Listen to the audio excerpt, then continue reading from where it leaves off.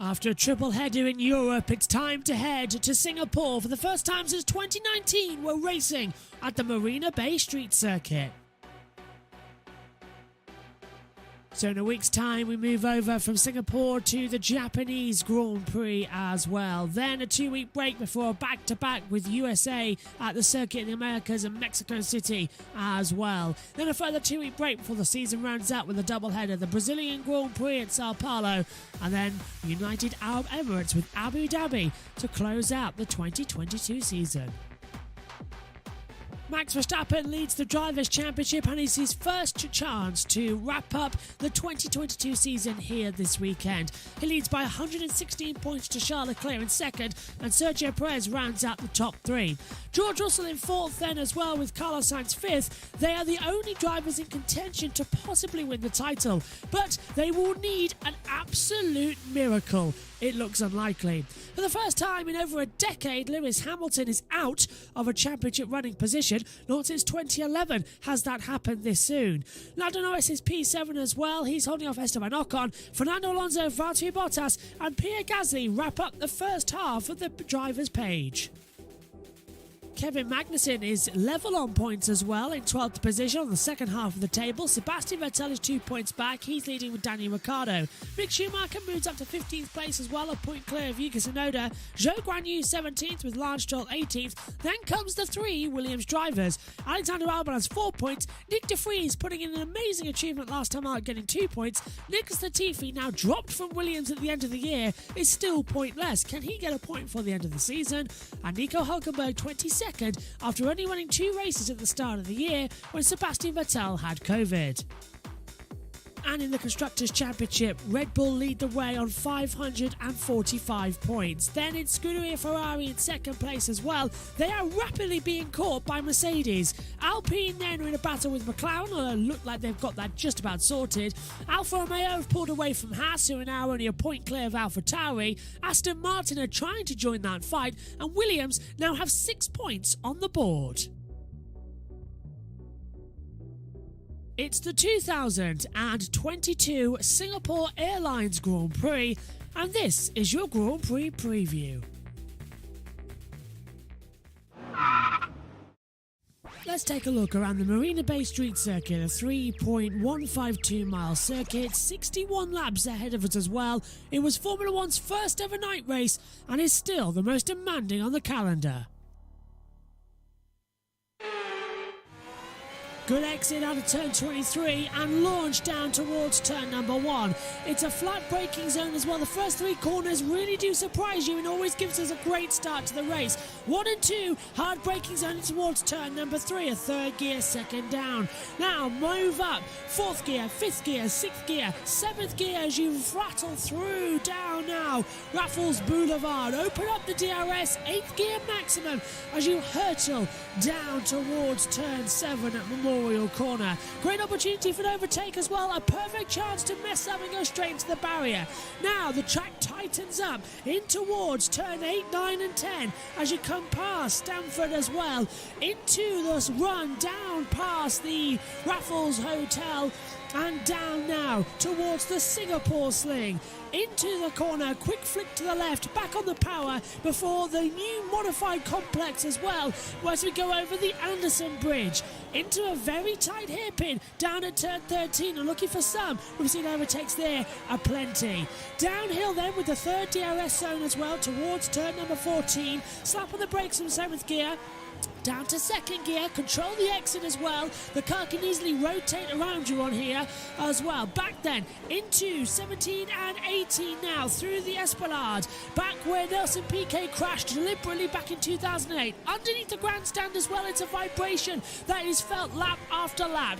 19 and 20 coming up then as well through these very tight chicane. You get so close to the exit wall here. Drivers often flirt with danger. Flip it through turn 22 and 23. 2 left-handers to finish the lap and across the line. And that is a lap at the Marina Bay Street Circuit.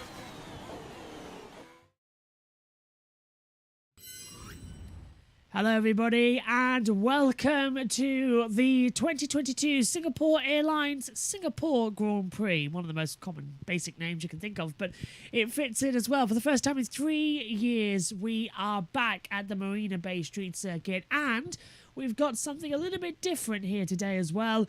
Rumours are aplenty about what we're about to hear in the press conference as well. Lots of speculation around Lewis Hamilton in the past couple of days as well, as Mercedes were very cryptic about him announcing his 10-year anniversary with Mercedes as well. It all started right here as well in Singapore 2012 when it was announced.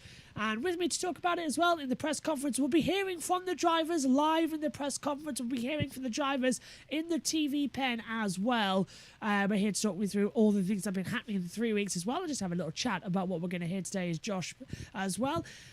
Morning, Josh. Afternoon, Josh. Evening, Josh. We never know where we are in Singapore, but it's been 3 weeks without F1. It's felt like another summer break because of the cancellation of the Russian Grand Prix, but it's given everybody a chance to reboot because we come here and Max Verstappen has his first shot at becoming world champion here this weekend. Yeah, there's many possibilities. I love the Sky Sports F1 graphic, which was on their Twitter. Yes, yeah, confusing as hell, yeah. Yeah, that's easy, and we'll go through that later. But it's day one of Singapore press conference. Yes, and we'll be hearing first of all as well from Esteban Ocon, Mick Schumacher, Lando Norris, Lewis Hamilton and Alexander Albon, as well as the Marina Bay is alive right now as well. The sun is just about setting. The lights have come on around the circuit and we are all set for what's going to be an absolutely fantastic weekend as well. It's very weird being live for the press conference as well. It is live. We're hearing from them shortly as well. The drivers are just making their way in, and then we'll be hearing in the TV pen first of all as well from Yuki Tsunoda, Fernando Alonso, Sebastian Vettel, Kevin Magnuson and Nicholas Latifi as well. They're the first in the TV pen, and then going out as well in the second half of the press conference, it'll be Valtteri Bottas, Pierre Gasly, Lance Stroll, Carlos Sainz and Sergio Perez. And then making their way through the world's media as well would be Zhou Guanyu, Charles Leclerc, Danny Ricciardo, George Russell and Max Verstappen. So the first press conference, that's at 7 o'clock local time in Singapore. The second press conference is at 7:35 as well. But in between the gaps, we'll bring you all the TV interviews and bring you up to date on the championship as it stands. We've got a new graphic for Sky F1 as well, so it's all looking good. But the first question to you, Joshua, before we throw over to the press conference, Max Verstappen, a first shot at the title. Is he going to do it this weekend, or are we going to see this sort of going a bit further on to Japan? Well, I hope so. So we don't have to faff around with the Yes. Japan Grand Prix. But yes, it's very likely. Charles Leclerc has not been on form for most of the season. We've seen that. Right at French Grand Prix, a slight driver mistake, straight into the barriers, and other circuits as well. Yeah. And here it is. He must win the race and lead the championship by 138 points, outscoring Charles Leclerc by 22 points and Sergio Perez by 13 points. And let's break that down. Yes, somebody get that down. Max Verstappen must have the fastest lap. Yeah, he's got to have win Or and fastest lap. Win and fastest lap. If not, then I believe Charles Leclerc has to finish 9th or lower. With the fastest lap, it's 8th or lower. But knowing Charles Leclerc, he'll mess up and DNF, which means then Red Bull team orders, yeah. Orders will come into play and drop Perez below 4th, if not already. So yes, highly likely. Looks like we're going to see that as well. We've got TweetDeck open as well to get everybody going as well. Drivers just heading into the press conference. Alexander Albon is back in as well after suffering a failure of breathing as well. We'll go over to the press conference where we'll hear from Esteban Ocon, Mick Schumacher, Lando Norris, Lewis Hamilton and Alexander Albon racing this weekend provisionally. Let's go over to Tom Clarkson. A very warm welcome, everybody, to our drivers' press conference ahead of the FIA Formula One Singapore Grand Prix. Two groups coming away as ever, and as you can see from left to right in Group 1, we have Lando Norris, Alex Albon, Esteban Ocon, Mick Schumacher and Lewis Hamilton. A very warm welcome to you all. Please, can we start with Alex? First up, great to see you back. How are you feeling? Good, thank you. Yeah, it feels good to be back.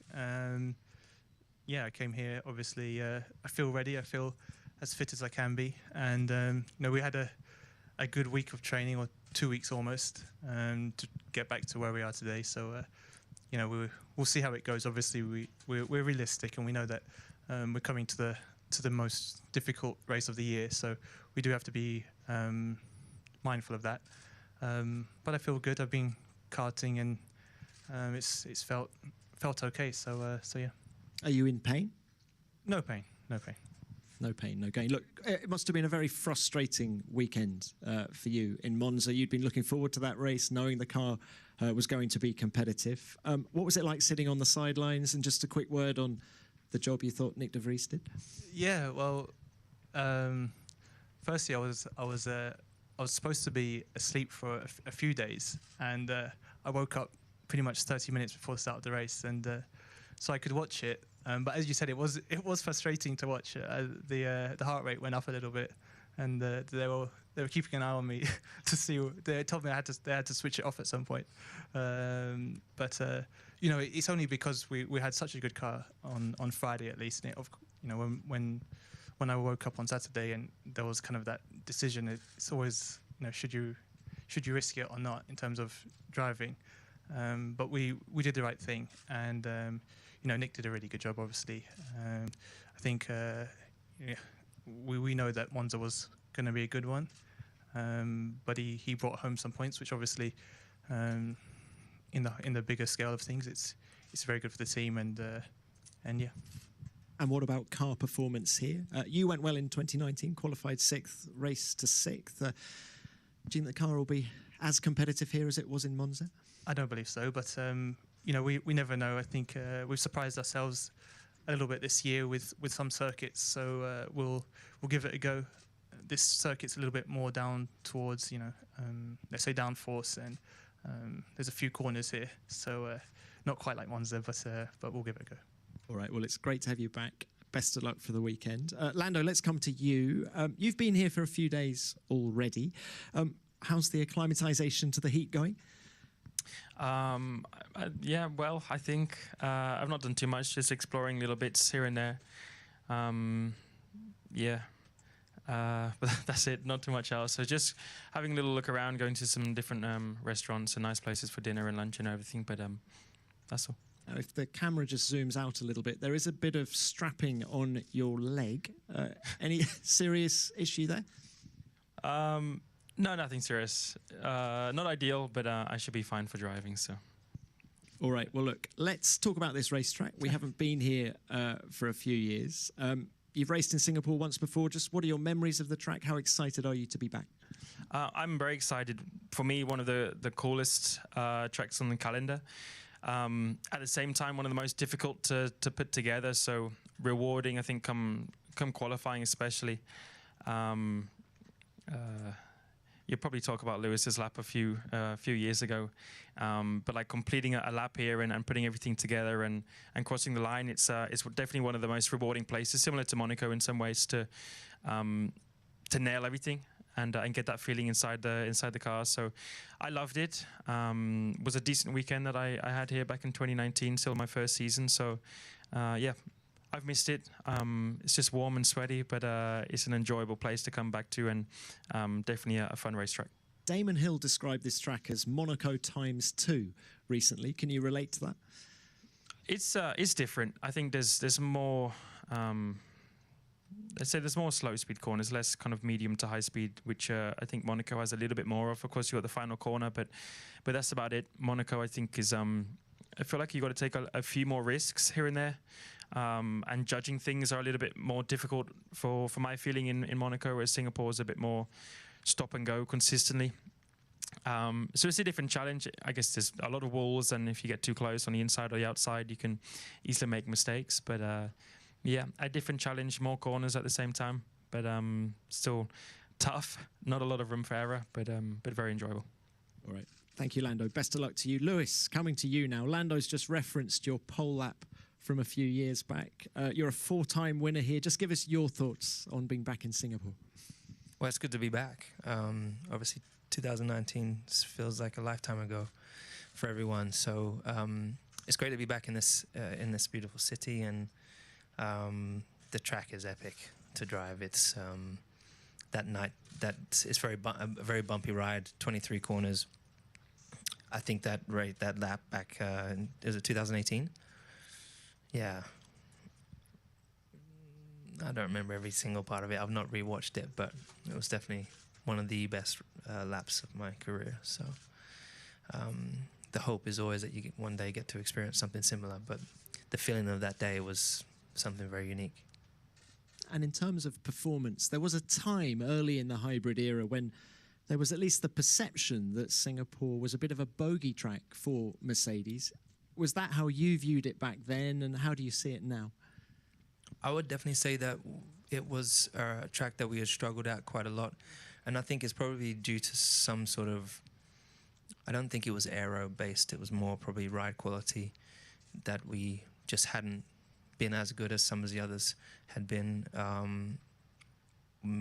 We'll discover if that's a true philosophy this weekend, or a true theory this weekend, but yeah, I think they've resurfaced some parts of the circuit, so hopefully it's not as bouncy as before. And in terms of competitiveness, where do you see yourself? What are your hopes? We hope that the car works better here, but as I said, it really depends how bumpy it is, and the bumps often set the car off and upset the car in a lot of instances. So we do know it's going to be bumpy. Maybe the car will be fine, maybe it won't. So I have no expectations that we'll just going to try and have the best weekend with whatever we're faced with. All right, well, best of luck with that. Thank you, Lewis. Esteban, let's come to you now. Before we come on to this weekend, I did just want to ask you about a couple of things you got up to during the break. Happy birthday. But also, tell me about your love affair, if that's the right expression, with the UFC, because you were doing, certainly went to a gym, didn't you? Yeah, exactly. So I went to the best training center, basically, in France, MMA Factory, it's called.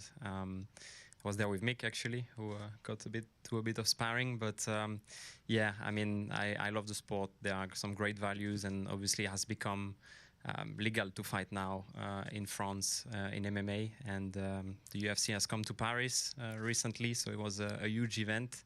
And there are some great French athletes, and for me it was important also to bring a friend of mine, giving him the opportunity, to meet the best coaches, in the world, and to place him there was very important for me. So now it's up to him to get on there and fight with the best. Can I just bring in Mick here? Sparring, UFC, MMA sparring. How was that? Was it with Esteban, or who were you with? So I wasn't the friend he was just mentioning. I'm not getting to UFC. No, but no, I got to. He showed me some moves, which was interesting. So now I can defend myself. Now, Esteban, back to you. You've raced here 3 times before. Just give us your thoughts on the track and what you think it's going to be like with these stiff 2022 cars. Yeah, first of all, it's great to be back here. I mean, had such a warm welcome, since I arrived. A lot of cool presents, cool drawings. We visited a mall this morning for a car launch, for our car launch, road car. Yeah, there was so many, supporters cheering for us, and that's definitely boosting us for the weekend. Yeah, I mean, it's a challenging track, really challenging. There's a lot of corners, as we said. It's hard to put it together with, especially with these cars which are very stiff. There are some curves which are quite sharp, quite hard on the body. So it's going to be an interesting one, but I feel ready. And you've got a new floor this weekend. What effect do you think that's going to have on the stopwatch? Yeah, I mean, fantastic, job by the team to keep developing the car. Like we've done since the beginning of the year. We've made huge steps each time something was coming. So I look forward to see what it's going to give us.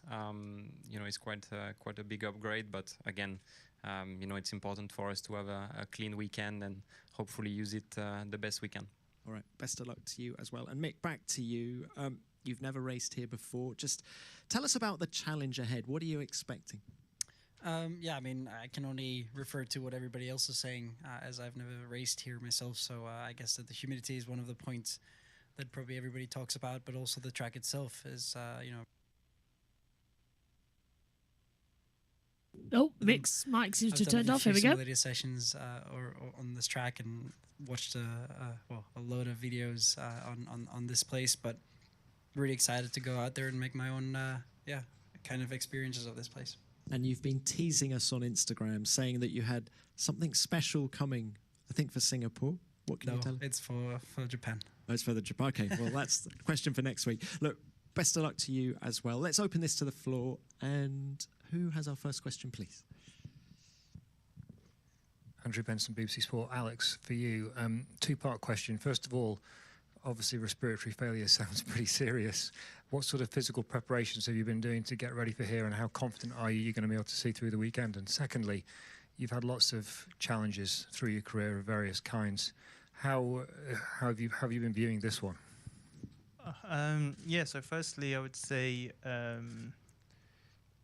it was more kind of bed recovery to begin with. It's quite a tricky one because you're basically waiting for your lungs to recover, and at the same time your body can't move as well as it normally can, so you can't just jump back into normal training. You have to slowly build into it. So it was kind of starting Monday last week when we really started to push it and see what we can do, and treated it like a 9-to-5 job. Training and recovery, of course, recovery is really important. So basically throwing everything, and day by day it was getting better and better. And then obviously we got to a point where the recovery was going really well, and I don't think we truthfully had in mind Singapore on the cards, but just with the way that the speed of the recovery, it was definitely a possible thing. And as I said, we sat long and hard to think about it. What, shall we do it or not? And I feel like I am ready. So, of course, we'll have to wait till FP1 and tomorrow to see where it's at, because it's driving around here is a bit of a different beast. But yes. And then in terms of I guess setbacks, it's a small one really. I've missed out on a race. I've been very lucky. I've had very good doctors around me who are in Italy to get me back into a good place. So I feel very fortunate, and I only missed out on a race, so it's not a big deal. Alex, what are you most anxious about before getting back in the car? I'd say it's more Singapore. I think it's the humidity. I think everyone's touched upon it. It is the hardest race of the year, that's for sure. And I think I'm not sure how the others feel about it, but I feel like these cars are quite different. Maybe not quicker, but they are physical in their own ways. They are so stiff. It's a different toll on your body. So in terms of actually the surgery side, I'm not worried about that at all. I know that's fully recovered. It's more just the after effects of being in intensive care, basically, and the toll that has on your body. But like I said, I wouldn't be here if I didn't think I could be able to race. Thank you. Yep, another one.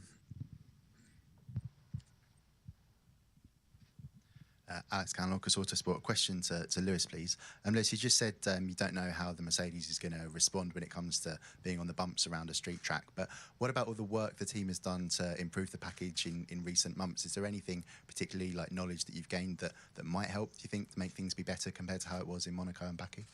Oh, 100%. We've learned a huge amount about the car, and much which is natural for everyone. But it's definitely huge help knowing where the working window is, what the working range is, and so we're able to predict pretty much where we're going, whether it will work in one place compared to another. And also the limitations of the car, we know where those limitations are and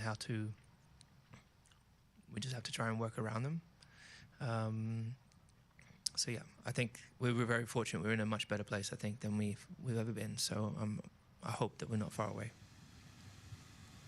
Well, Anne, I want to pick up on Alex Albon. Well, we'll just leave that there, as well as the drivers then go on to talk exclusively with the print media as well. Josh is still alongside me up here in the comms box. Very interesting to hear from Alexander Albon there as well, Josh, as well. He spent a couple of nights of intensive care. I mean, when we read about it as well on Monday, just after the race, it sounded terrifying that he had a complete cardiac, respiratory failure as well, and almost went into cardiac arrest as well. He was in intensive care. Delighted to say that, obviously, as you just heard from him, he's made a complete recovery. But we almost lost Alexander Albon due to appendicitis. That is a really strange situation to even discuss. It really is, but one of the main points is that he is in no pain. Yes. Zero pain. Delighted to tell everybody, as we heard there, yeah. Yes, which he said, and there is Albon as I nearly trip over my chair leg. Let's not do that. I think that was him going into the press conference just a couple of moments ago. Yeah, quarter to the hour, because now it's 20 past 7 local time, and the darkness has descended. Just want to add in a couple of things as well. Lewis Hamilton obviously was there talking about the fact that the FIA have lifted the restrictions on proporcing this weekend as well to try and give everybody a fair advantage, because that has been a worry, hasn't it, coming into this weekend about how much proporcing issues the drivers will face because of the long run down Raffles Boulevard down towards turn 7. So at least we now know that's going to be somewhat okay. Yeah, and hopefully, and there is Nick de Vries. Latifi is going to be out because, yes. Yeah, if Albon can't complete past free practice 1, Nick will step in. But Nick de Vries had to be lifted out the car at Monza as well, with everything going wrong with him. We are going to hear shortly from the drivers in the TV pen as well, and that would be the most eager one looking forward to as well would be Zhou Guanyu, coming up at 35 minutes past the hour just after the press conference, because of course he has recently re-signed for 2023 with Alfa Romeo. There's now only 3 seats left on the F1 grid as well. There's one at Haas, there's one at Alpine, and there's one elsewhere at AlphaTauri as well, because Gasly might not be in that seat. Do you see Gasly moving over to Alpine, or is Mick Schumacher going to try and sneak in there and get that seat? I don't know. The silly season isn't over. In fact, it's just getting started, you could say. Yes, it really is. This is the silly season time. Schumacher to Alpine, wouldn't be surprised. Gasly to Alpine, also wouldn't be surprised. Can't tell, but also just having a look at the official documents, they've not even published the race director's notes yet, and they're already Thursday on circuit map version 2. So they haven't even published that director's notes. They have resurfaced parts of the track as well here in Singapore to try and limit that proporcing errors as well. Verstappen also just being told that he's not thinking about the championship this weekend. We will hear from him in the TV pen shortly. W Series, I'm also being told, might not complete the season as well due to the drop in the value of the British pound after Liz Truss decided to completely nuke the country as well. Singapore has extended the DRS zone, I'm also being told. This is all on the tweet decks at the moment. But this is what happened in the TV pen. Let's go down to Nicholas Latifi. I can't believe this day has come. Goat. My first race in Singapore? No, not your first race in Singapore. When you put out your last, saying you're not going to be with Williams next year. Yeah, it's big. Yeah, it's big. It's obviously disappointing news. Yeah, I mean, I obviously would love to stay in F1. It's what I've been working towards for a very big chunk of my life. It's the pinnacle of motorsport. It's where I want to be.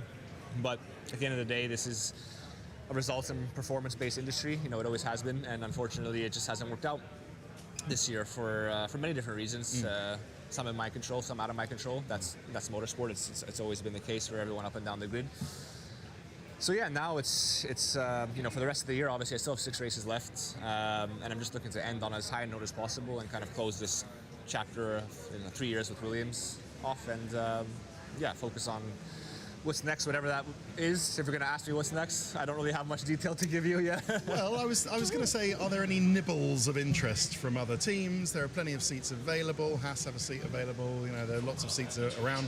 And have you started to think about other things that would make you happy in motorsport that you could do?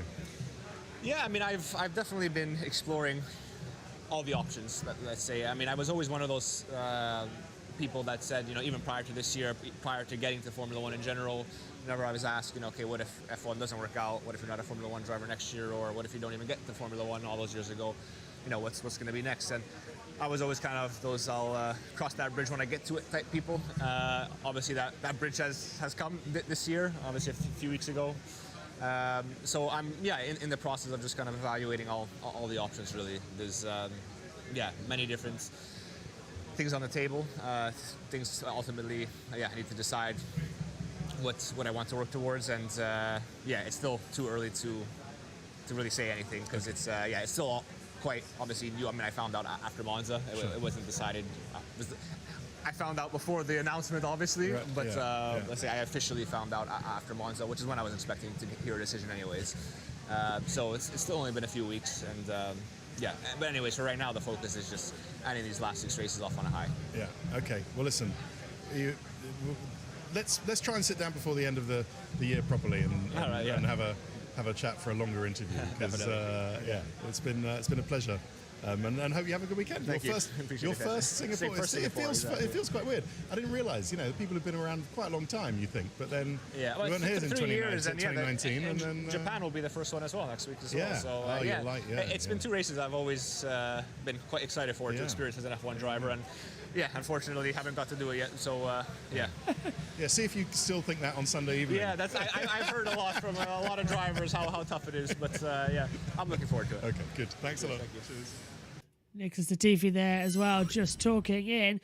And I've just been told, we'll get back to Latifi in a second, Jenna Fry as well is in the press conference. Apparently, Lewis Hamilton has just said Max Verstappen being able to clinch the championship on Sunday is, quote, not great for the sport, end quote. Now, just saying that, Josh, didn't Lewis Hamilton wrap up the title with about 5 to go 3 times as well? So he's sort of pot calling kettle black there. So, yeah, and just having a look on the old Twitter. So we got F1 as well. says it will hold a Las Vegas launch party on Saturday, November the 5th of 2022 at Caesars Palace with car demos from Red Bull and Mercedes, drivers on Las Vegas Boulevard, a pit stop challenge, drone show, simulators, car/trophy photo opportunities, and an after party. That sounds great. That sounds like a lot of fun on November the 5th. So set your diaries as well for a couple of months' time.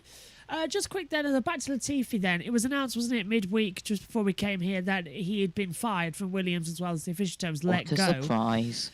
I mean, the writing was on the wall as soon as Monza happened, and Nick de Vries, who had no experience in that car at all, managed to get 2 World Championship points, and Latifi didn't. And Latifi was massively outqualified.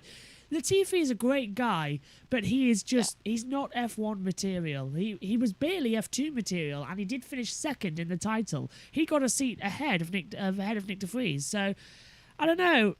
I would say in that book, I think justice. But we know kind of that Nick de Vries might take that seat at Williams, but he's also been linked to Alpine, the same as Mick Schumacher. There's 3 seats left. It's a merry-go-round now that Oscar Piastri signed at McLaren, isn't it? I don't know who's going to go where. It really, really is. And I think Nicholas Latifi is the Captain Slow of Formula One. But we could all see it coming in Monza as soon as de Vries finished. But the thing is, Nick de Vries will be the first driver to get promoted from Formula E to F1.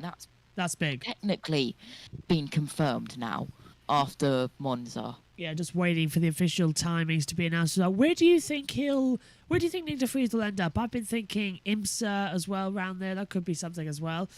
We're just going to hear something else now as well. So we know that Sebastian Vettel won't be on the grid next year. 5-time winner here in Singapore, and AC down with Ted now. The last person to win a Singapore Grand Prix, Sebastian Vettel, Ferrari. Nice to be back. Thank you, yeah. I associate this race with you. I don't know why. I think you're particularly excellent around here. Do you have that in your mind when you come here? Hopefully I still have it, yeah. Hopefully I still have it in my mind. I mean, I like the track. I think it's a a very good challenge, a very difficult track to get everything right, to put everything in one lap, but then also over the race to manage. So a lot of things that you need to be aware of, but ultimately you need to have the confidence or the trust in your car surrounding, and yeah, then you're able to pull off or pull out a little bit more. Okay, and apart from sitting on a particularly comfortable cushion, is there anything you can do to stop what's expected to be quite a harsh ride around here in these cars? No, I don't sit on a cushion either. I don't think it would help, but yeah, this year's cars are a lot stiffer, so I guess it will be worse. Some of the bits on the track have been resurfaced. I don't know, I still expect it to be quite harsh. Not much we can do. Okay, and just finally, you are a tease, Sebastian Vettel. I'm a what? You're a tease. In You're terms such of? a tease. I go onto my Instagram this afternoon, as I always do, because I live on this kind of social media, being an old man like this.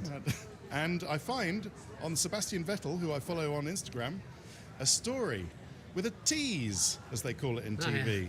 There is a tease to what looks like a sort of documentary about your life, about how it all started. There you are in a little car, getting serious. There you are in Formula BMW, being interviewed by Tanya Bauer. Come on, what's this teasing? No, I think it's exciting, isn't it? Is there a documentary coming out? Is there a film about your life? You will see. You will see. No, I don't do. I think I'm not a good actor. So, but you will see what's next. So. See, I told you you're a tease. You're teasing us. Yeah. Go on, tell us. You shouldn't spend your life on the phone. I don't. So I'm probably not the only one who's teasing you. Have a good weekend. Thank you. Thank you. A film about Sebastian Vettel's life. I'll take that. What about you? Yeah, I'll take that. And just having a look, I've seen that you've liked it, so you've seen it. British drivers have scored in 899 races so far. Yeah, and that's across 10th finish 1,020. for Lewis George Orlando at the Singapore Grand Prix would make it 900. That's insane. 900 finishes for a top 10 as well, and let's hope we get over as well that finish situation. Okay, so we heard from the team, we heard from Vettel, still going to hear from Alonso, Tsunoda and Magnuson as well in a few moments time. We've got a couple of minutes until the second press conference starts as well. But Sebastian Vettel, a movie about him, that sounds very interesting as well. And Seb is the last Ferrari winner at this circuit. Indeed, he got his last ever win here in 2019 when he leapfrogged ahead of Charles Leclerc. And Leclerc that day as well was not very happy as well, saying that I am calm, I am obeying team orders. We'll discuss this afterwards and all that a lot. But it was nice to see Seb back on the top of the podium. That Aston Martin, go on Josh, that Aston Martin's not great. When is Leclerc not ever happy? He's been moaning about the Ferrari for years. The main thing. Yeah, he's been moaning about the Ferrari for years. 2022 French Grand Prix. I'm going to turn my mic down for this. Yeah, just completely screaming into it as well, wasn't he? Okay, so let's take a look. Let's take a look at why this circuit is so loved. A bit more. They look pretty cool under the lights. Lots of reflections. You see the sparks. Yes, Sebastian, P1. Fireworks they have afterwards. What a roller coaster that race was. It makes it much more of a spectacle. I enjoy night racing more than day racing. Were the fireworks for me? Nice. Great job, guys. Great job. More night races, in my opinion. That was good. That's why it is so loved around here as well. And let's just take a look at Twitter actually for a few moments' time as well. As Nicola P as well on Twitter says, ha ha ha ha, wait, is he serious? In response to Lewis Hamilton's comment there as well. And this looks like a special helmet down here for Fernando Alonso. So a new helmet for Alonso this weekend. That looks quite tasty. It's the traditional blue Alonso at the front, on the back, changed the world as well. I think with some more climate change messages akin to what we see with Sebastian Vettel as well. Very nice little helmet there as well. Weekend preparations are continuing, we're being told as well. Ultra Sport have just tweeted, yesterday marked 10 years since the shock announcement that Lewis was moving from McLaren to Mercedes. He says the gearbox failure his McLaren suffered in the 2012 Singapore Grand Prix had nothing to do with his decision to leave the team. These things happen. Very interesting. I think, Josh, that's even more interesting to say as well, considering that there were a lot of rumours swirling around this weekend, and we haven't heard anything today about the fact that Lewis Hamilton might be retiring from Formula One because of this year's Mercedes car not giving him enough to race for. I mean, this is the first season where he hasn't won a Grand Prix, and we're running out of races. Singapore really is sort of the last chance saloon for Lewis to get a victory this season, I think. Yeah, it really, really is. And we've not talked about the McLaren livery yet, and I love that. Well, I Beautiful livery. We'll talk about that more later. But I think if he retires this year and it's in relation to the Mercedes car not performing, well, does that mean every other job you get, if it's not performing as well, you're just going to retire and you're just going to leave it? That's not how it works. It's not a great precedent to set, is it, for drivers as well? You can just leave the team if the car's not right. And I don't know. There's a lot of worries around Lewis at the moment, where he's at, where his head's at as well. Personally, I think as well, this is a very difficult year, and it's come off a difficult end to last year where, in all circumstances, he was cheated out of the World Championship. I said it in the commentary, I'll say it again. Michael Masi completely fumbled that last race. We all know about it. But I think Lewis is still not... He's not suffering from last year still, but it's going to grain on him the fact that he had that chance to be an eight-time world champion. It got snatched away on the last lap of the season, and now he hasn't had a chance to come back this year like he said he would and be an eight-time champion and be a race winner again. In fact, it's been the complete opposite. Mercedes have built an absolute dog of a car.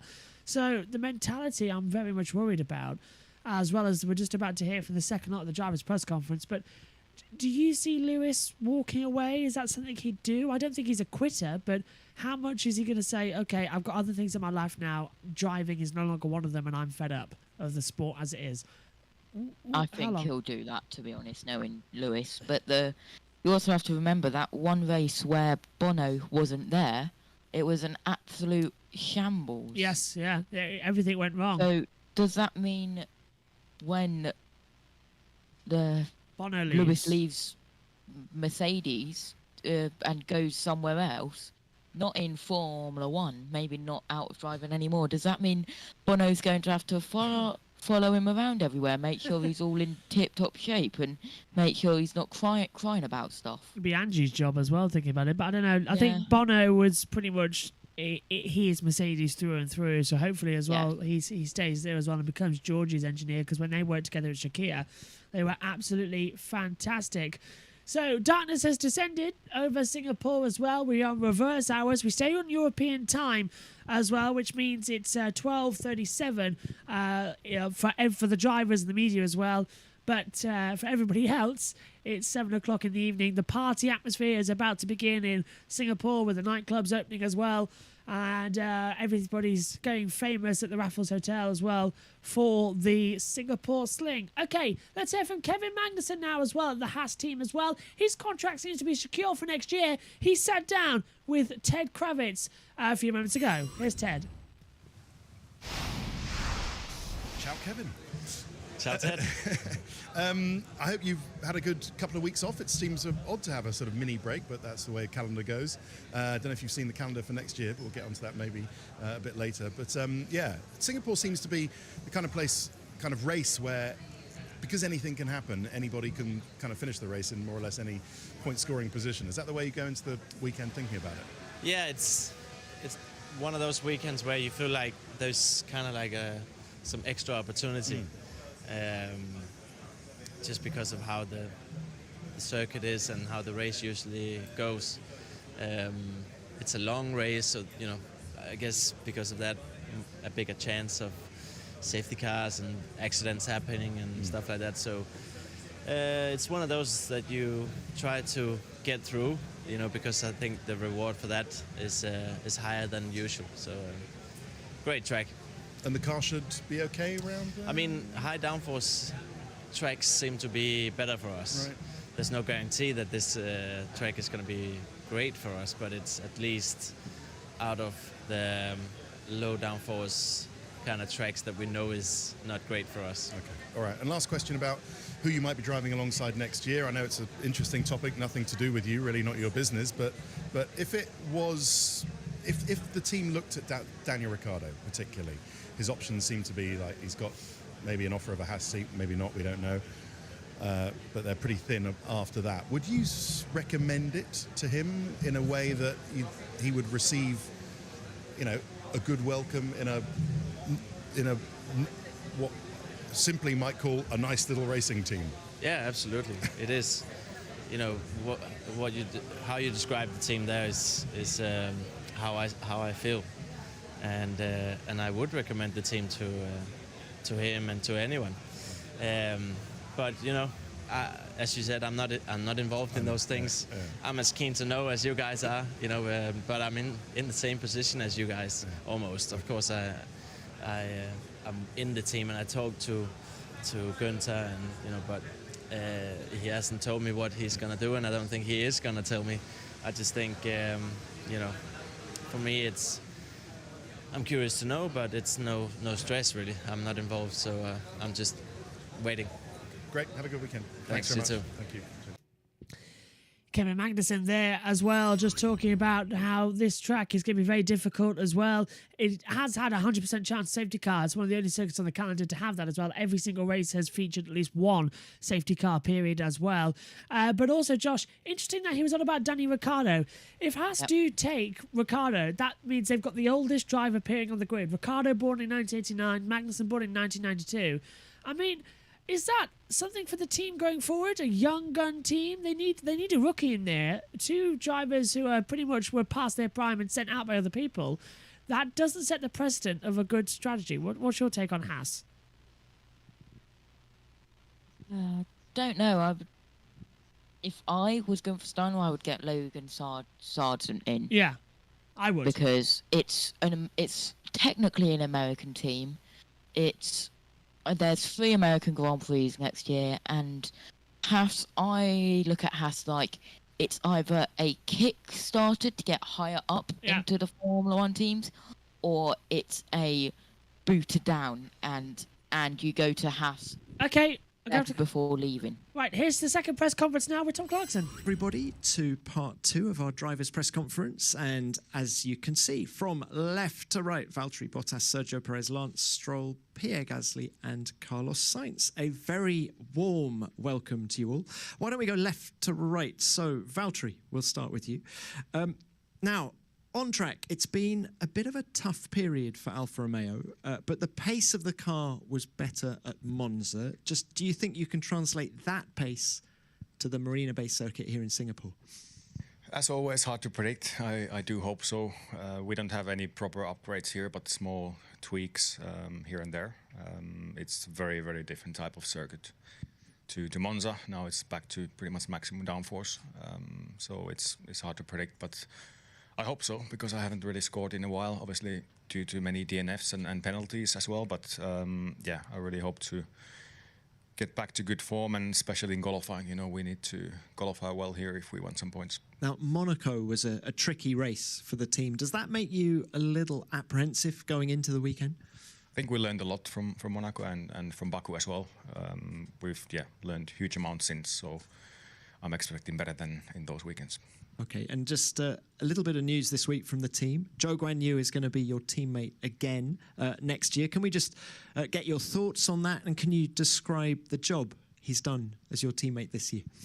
I think it's good news, because following him alongside as a teammate, I really can say that he deserves the spot in the team and in Formula 1. He's really mature for his age and experience, and he's been learning a lot throughout the year, and his pace has been increasing in qualifying and race throughout the year, and he's done very few mistakes. So yeah, I think it's good news, and I'm sure he keeps evolving and keeps improving in the future. What's impressed you the most about Zhou? How few mistakes he's done, because it's not easy to jump into F1, and for sure, he's got lots of outside pressure as well, being the first Chinese driver and everything, but he's dealt with everything in a really good way. Okay, thank you. Best of luck to you this weekend. Sergio, we'll come to you now. Now, this is a track where you have a great record. 7 consecutive years you finished in the points from 2011 to 2017. Just tell us about your memories of racing here in Singapore. Yeah, especially 2014 was a great race. coming from the back. I had a front wing damage, managed to recover and get into the points. Was a great race, and yeah, a really good run of results here, which I look forward to. I've never been on the podium here, so I really hope on Sunday I can get to know it. And what sort of a challenge is this racetrack? I think physically it's one of the biggest challenges of the season, if not the biggest. And also I think from the level of driving, so many corners, and during the race it's so important just to keep the car out of the walls. Now, Checo, let's talk about the battle with Ferrari. Do you expect it to be closer here than it was at Monza? I think Monza was also close, and I do expect here to be the Ferrari very strong. They've been very strong in all the street courses, so I do expect them to be particularly strong around this place. Anyone else you're looking out for? Do you think Mercedes? I think, yeah, also Mercedes. They've certainly been there in the last few races.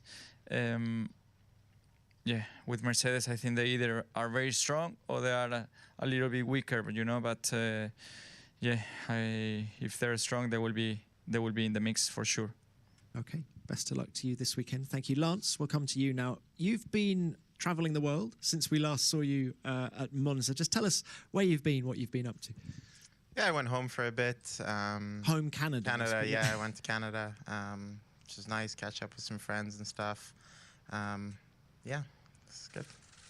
And then give us your thoughts about being back here. You scored points in your first race in Singapore back in 2017. Yeah, no, it's a great track, really challenging. Physically, it's always a tough one, but also just technically, it's a lot of corners, not much room for error, and it's just a very, very technical track. So, it's good to be back, and looking forward to it. And performance-wise, what can we expect from you guys? Yeah, I think we should be more competitive than we were in Monza. I think Monza was definitely our worst weekend of the year. We've been a bit better on the higher downforce track, so yeah, hoping we can step it up this weekend. All right, best of luck to you. Pierre, now, before we talk about performance in Singapore, I saw an interesting story about you doing a track day with your brothers. You've done that since Monza. Tell us about it. Yeah, I must say that was a very, very unique experience. So my brothers have always been a massive support for me because since I started, they've always been behind me through the good and bad times. And I got big family, 4 brothers, and 3 of them raced in karting, so they kind of know the basics of driving. We always go karting together, but they never had any Formula or single-seater experience. And at the start of the year, I was like, okay, we get 1 or 2 times a year the chance to get all together, which is not enough for me. So I found another reason. I was like, I got to find a cool idea to get the whole family together. And yeah, I came up with that activity, and it's just amazing to see how competitive we are in the family. So already after the first session, they had already all the driver excuses sorted with the tailwind and the cold tires, and then the brakes were not ready, and etc. It was just hilarious just to be part of it, and just a very cool family time, and really enjoyed it. We want names. Who's the most talented of your brothers? Well, actually, so they were my 4 brothers and my best friend. Unfortunately, my best friend beat my all 4 brothers by 5/10, and 3 of them were pretty impressive, and 1 of them was more like on a Sunday ride. But no, they were all pretty impressive, and just a couple of spins there and there, a couple of lockups, and yeah, they liked it so much that they are going again next Wednesday without me for another track day. So they really got into it. Look, let's bring it on to this weekend now. After a good weekend in Italy, this is obviously a very different challenge. You have an aero update on the car. Just what can we expect from you and AlphaTauri? Yeah, I would say, well, slightly different to Lens. I think we've been slightly more competitive in low downforce tracks. So Spa was good. Monza was good. But all the tracks with higher downforce, we seem to struggle a bit more. So hopefully this upgrades we have this weekend can change a bit that picture. We know the McLarens are usually pretty fast in these conditions. Alpine sometimes are really fast. These guys has done as well. So I don't really have any expectations. I just hope the upgrade brings us more speed. And I know if that's the case, then we will have our chances to fight for points. Now, talking of points, you're 1 point behind Haas in the Constructors Championship, 19 behind Alfa Romeo. What was the motivational speech from Franz Tosley? Well, he's been a bit grumpy this year, right? He's not so happy, like all of us, with how the season is going. But I think it's just important to stay positive and still be constructive until the end of the year, because it's obviously insignificant for some people when you're fighting for 7th place in the team championship, but you're talking still about a lot of money for next season. So no, that's clearly the target, at least to get Haas and Alpha 19 points. That's considering I think we have only 33 points after 16 races. That's a lot to ask, but nothing is impossible. We've seen it in the past. We just need one really strong result and it could be possible. So definitely us, we got to get them, and then we'll see coming to Abu Dhabi what we're fighting for. Pierre, final one from me. The helmet swap with Fernando Alonso that we saw on Instagram recently. As you can imagine, that's fueled a lot of speculation about your future. When can we expect news about 2023? I would expect, obviously everybody knows there are ongoing conversation and discussion, but on my side, I think hopefully in the next 2-3 weeks, hopefully we should have a clear answer on my future. But so far nothing has changed, and when there will be something confirmed on my future, I'm sure you guys will know about it. All right, thank you very much. Carlos, coming to you now. Thank you for waiting. Let's talk about your races here in Singapore in the past. You have a good record, especially your 4th place with Toro Rosso back in 2017. What's the secret of getting a good result here? I'm not sure what's the secret. I just know that it's a great track. It's a great place to come and racing. Also the weather, like we saw in 2017, can sometimes play a bit of a part. I saw some rain forecasts here and there for the weekend. It's bumpy, it's tough, it's busy. I think both mentally and physically is the toughest race of the season. So, let's see how it feels on these stiff cars. Also, that is going to be another new challenge. Checo thinks you guys are going to be competitive this weekend. What are your expectations? If they think we're going to be competitive, imagine what we think, how they're going to be if they won the last 5 or 6 races. I don't know. So, I think we can bring the fight, definitely, especially in qualifying. And it's a track where in the race, if you're ahead, then you can stand a bigger chance of winning the race, than what we did in Monza or Spa when we were starting ahead of them. So, we're going to give it our best shot, try and nail the qualifying and see what we can do in the race. Now, Ferrari are 35 points ahead of Mercedes in the Constructors' Championship. How much are you looking over your shoulders? Are you concerned about their pace? We're concerned about getting back to winning more than Mercedes, honestly. If we know we get back to winning before the end of the season, then the battle with Mercedes should be sorted. I think we have both cars always qualifying in the top 3, top 4. We need to get that race pace back like we did in Monza. We had a much better race pace, and like this we don't get outraced on Sunday from the Merc. So I think we just need to get focusing in trying to beat the Red Bull whenever we can, and that should sort out the championship battle. All right, thank you, Carlos. Good luck to you this weekend. Let's open this to the floor now. Who's got our first question, please?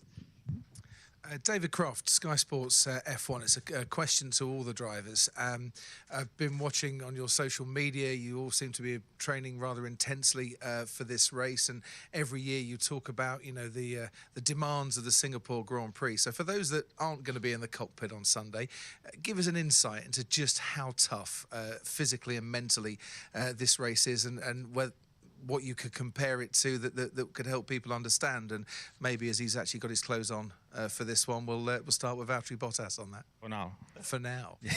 I think, speaking of saunas, I think good comparison is like a mild, humid sauna, because that's how it does feel in the car. And obviously we're wearing the fireproofs with the underlayer, which are not the most spreadable things, and also the airflow in the car is actually in the cockpit is not really much, if any. So for sure the temperature already and how much you lose fluids, that's a big thing.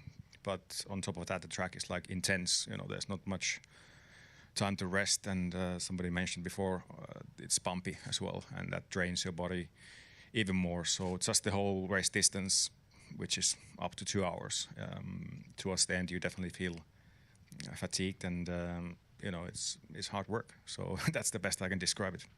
Sounds like an absolute delight. Yeah, there is a point in the race where you just keeps getting hotter and hotter.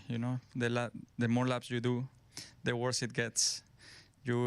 There's a time where you are actually praying for a safety car, a bit of cool down, because it's really demanding the last 20 laps or so. It's mentally really tough, and yeah, as I say, it just keeps getting worse and worse. I think after lap 15 it's already pretty warm, and it just gets worse from there. As someone who raced in Malaysia, how does this compare? I find this one tougher because of the amount of cornering you have. I think in Malaysia it gets really warm. I remember one year that 2016 was super hot, but still you have some straights, where at least you can relax your body. And here it's always, even if you are on the straight, you are bouncing around, and there is not much time before you can rest. So I find Singapore the toughest, I think. And I think Miami, we all got caught out with how demanding it was. We were not expecting, but once we got there with the weather, I think we were all surprised how demanding it was. But I think, Singapore is the toughest still. Yeah, I mean, not much more to add. It's, cognitively very challenging, 23, 24 corners, whatever it is. The race generally goes over 2 hours. It's really hot. So yeah, it's a challenge for sure. Yeah, just agreed with the guys. I mean, it's definitely the hardest one of the season, but it's actually difficult to compare it with anything else, because these conditions, we face it only once or twice a year, having such humidity. So already when I see how many sweaty people there are in the paddock just walking around, you can imagine how we feel inside the race car with the all like fireproof balaclava race suits. So I would say one of the biggest challenge I find on my side is we lose so much fluids. We lose up to 2.5 kilos / liters, because it's mainly fluids from our bodies. So just the impact it has on our focus and concentration.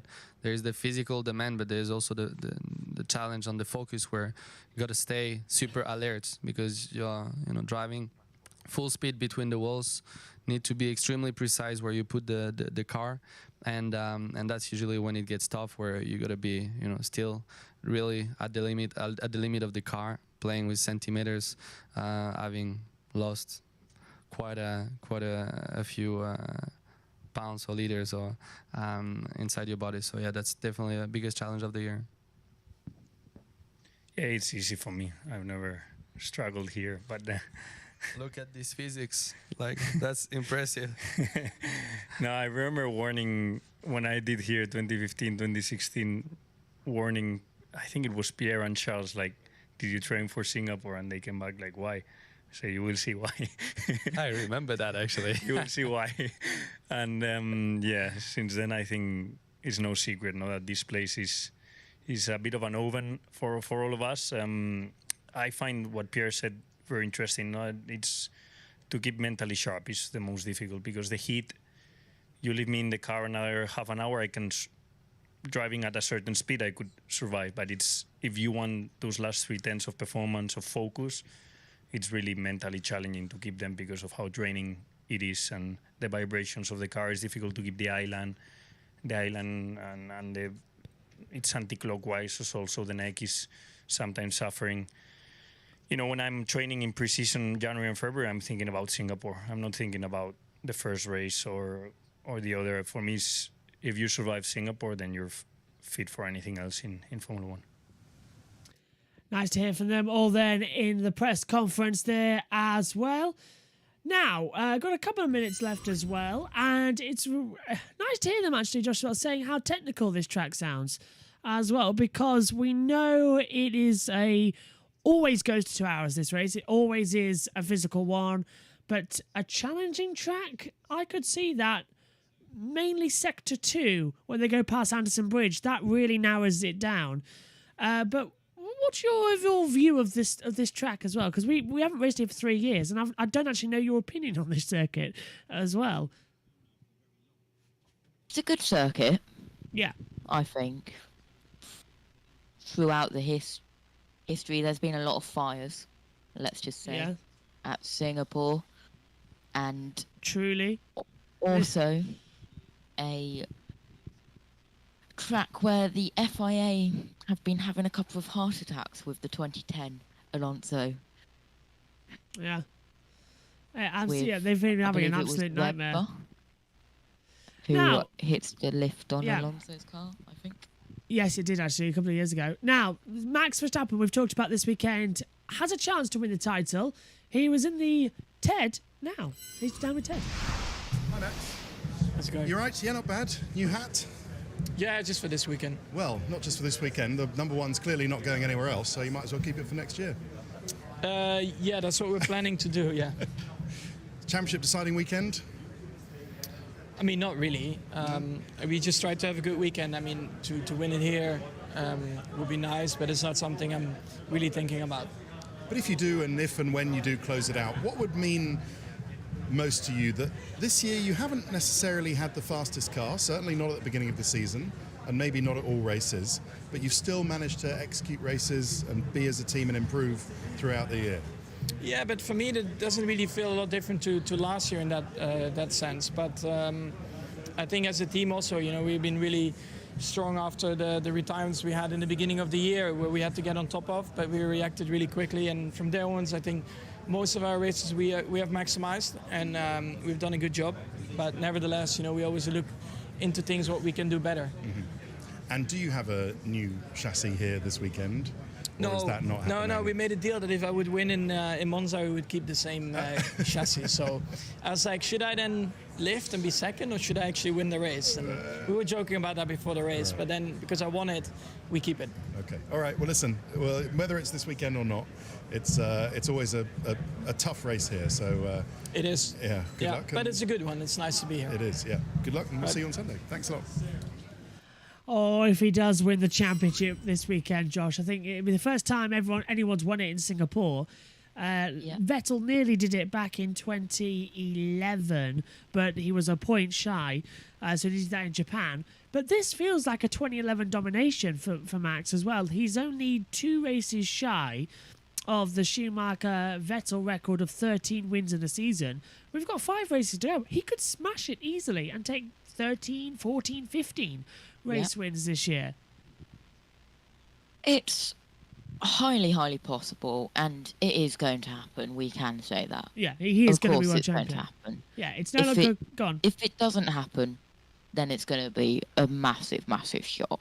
Unless Red Bull get disqualified for the entire season for something that we don't know about yet. But it's no longer a question of if Max Verstappen will win the title. It's a question of when he will win the title as well. And we've still got some cracking races coming up. These, as we saw, dead rubber races are still massively exciting. Brazil in 2019 as well was a great one as well. That was a dead rubber race as well. So we've got the ability. And last year with Lewis Hamilton. Well, a year before, really, as well for dead rubber, last year went down to the wire, but it's going to be a great, great season. Now, I'm just waiting to see if we're going to hear from Charles Leclerc or George Russell in the pen. We did see Danny Ricciardo just behind. Oh, is my mic not working? I think it might actually be my ears that I'm treading on the lead. Sorry, as well. we're just waiting to hear from either Charles Leclerc or George Russell. Let's take a look. No, we're not. Okay, so let's give you the coverage times then for this weekend's Singapore Grand Prix. We'll be live for every single session as well. W Series returns as well. I'm missing the W Series race because I'll be covering the end of MotoGP. So Megan Birch and Ian Birch will be commentating on that one on Sunday morning as well.